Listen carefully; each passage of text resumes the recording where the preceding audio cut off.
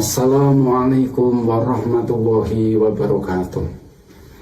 Bismillah, alhamdulillah, wassalatu wassalamu ala rasulillah Sayyidina wa maulana Muhammadin ibni Abdillah wa ala alihi wa sahbihi wa mawalah wa la hawla wa la quwwata illa billah, amma ba'du. Saudara-saudara yang dirahmati Allah, izinkan saya menyampaikan sedikit pandangan saya tentang toleransi. Mudah-mudahan bisa memperkuat keimanan kita dan mempererat tali persaudaraan kita dalam hidup beragama, berbangsa, dan bernegara. Satu hal yang menurut hemat saya sangat krusial, penting untuk dimengerti, diingat, dan dipahami, bahwa kita hidup di atas bumi Nusantara yang indah ini, menghirup udaranya setiap hari, tanahnya yang subur, airnya tercukupi, pemimpinnya yang jujur, adil, amanah, rakyat yang rukun, makmur, dan ramah. Itulah pemberian Allah Subhanahu wa Ta'ala yang harus kita pelihara. Kenapa? Karena kita harus ingat, saudara-saudara, sejarah panjang para pendahulu kita, nenek moyang leluhur kita, selama lebih dari 350 tahun hidup di bawah tekanan penjajahan Inggris, Portugis, Jepang, kemudian Belanda. Demi membebaskan kehidupan anak bangsa, para pejuang tetap gigih mengobarkan api semangatnya, mengorbankan harta benda, jiwa raga, bahkan nyawa, meneteskan keringat dan air mata, bahkan darahnya bercucuran di mana-mana, sehingga terwujudlah Indonesia yang merdeka. Tidak berhenti sampai di sini saja. Untuk mempertahankannya, para founding father, para pendiri bangsa kita mencurahkan ide, pikiran, dan gagasannya, membuat sebuah perjanjian besar dan mulia, Misakon Holilon, agar persatuan dan kesatuan bangsa tetap terjaga. Setelah dimusyawarahkan, terjadilah kesepakatan 4 hal sebagai pilar kebangsaan yang oleh almarhum almarfurlah Kiai Haji Maimun Zubair Rembang disingkat dengan sebutan PBNU. P. Pancasila sebagai ideologinya. B. Bhinneka Tunggal Ika sebagai semboyannya. N. Negara Kesatuan Republik Indonesia sebagai bentuk negaranya. U. Undang-Undang Dasar 1945 sebagai dasarnya. Saudara-saudara, kita sebagai orang Indonesia harus tahu tentang hal itu.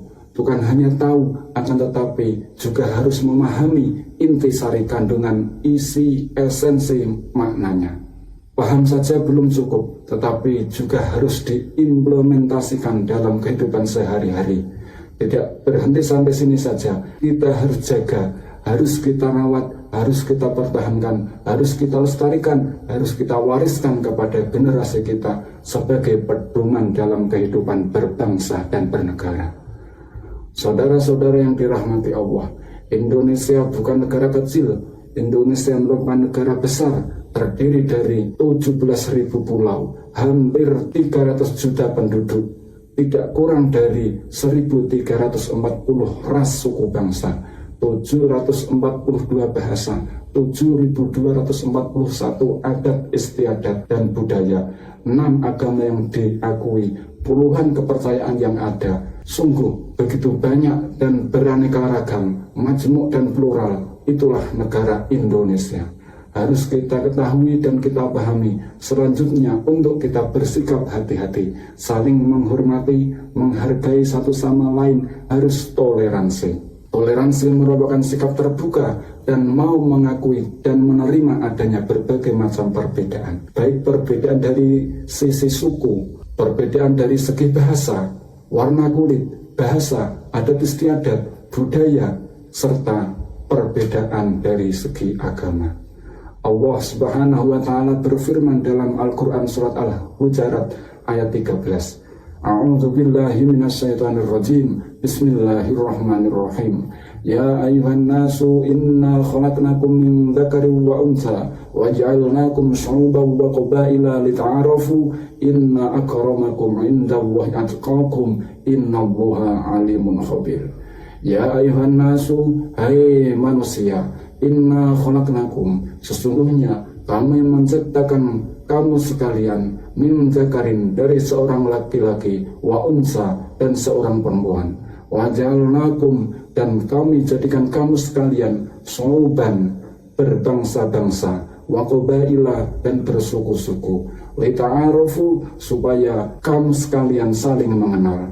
Inna akramakum sesungguhnya yang paling mulia di antara kamu sekalian indallahi di sisi Allah atqakum itu yang paling takwa di antara kalian kepada Allah.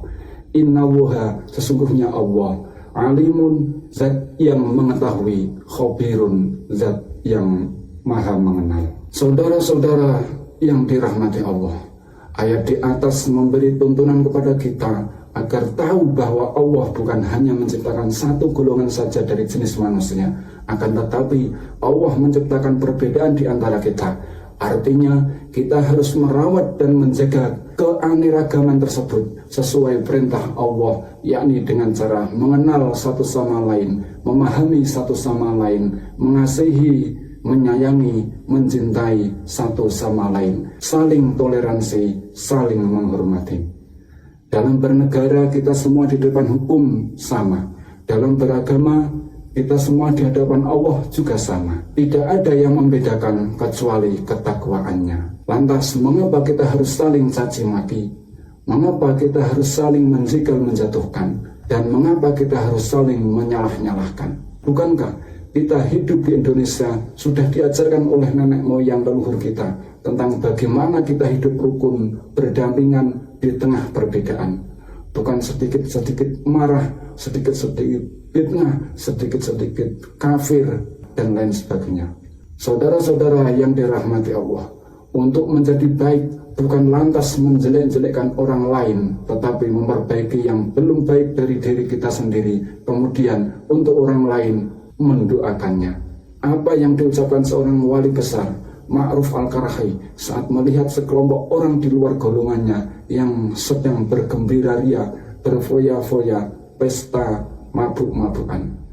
Beliau berdoa, Allahumma kama farihtahum fid dunya fafarihum fil akhirah.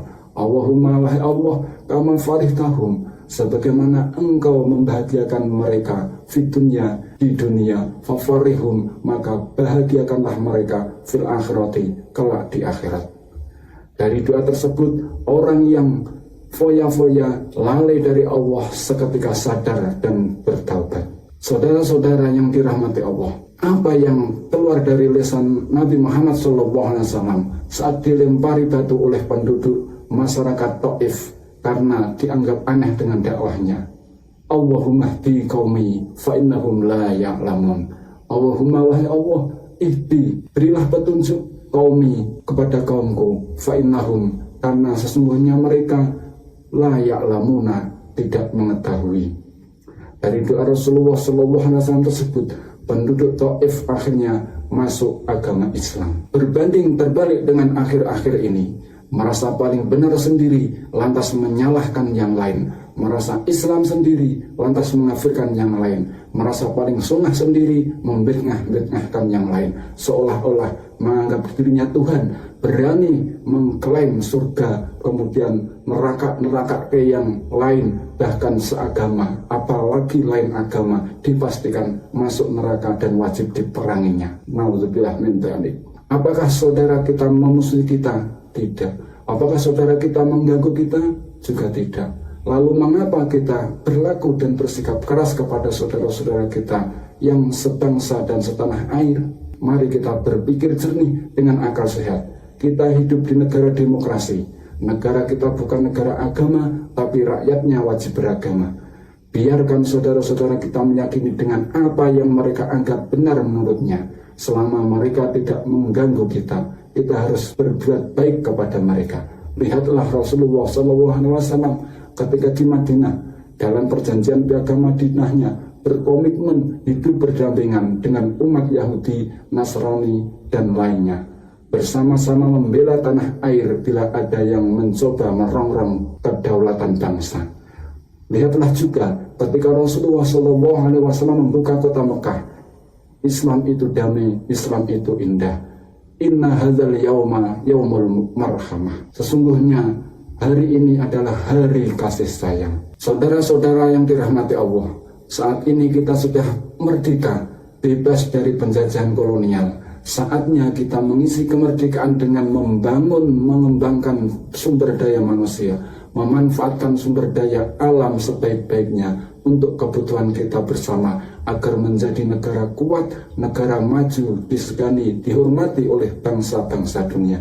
Jangan mau diadu domba, ribut dengan masalah-masalah sepele, dan mengungkit-ungkit kesepakatan yang sudah selesai.